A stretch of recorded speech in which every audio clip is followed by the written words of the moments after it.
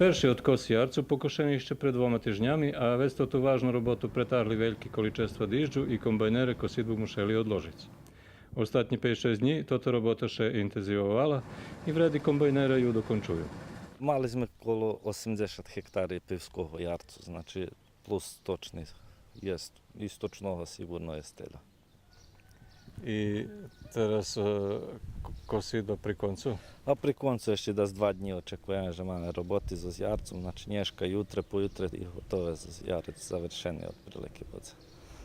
Jaki že урожай?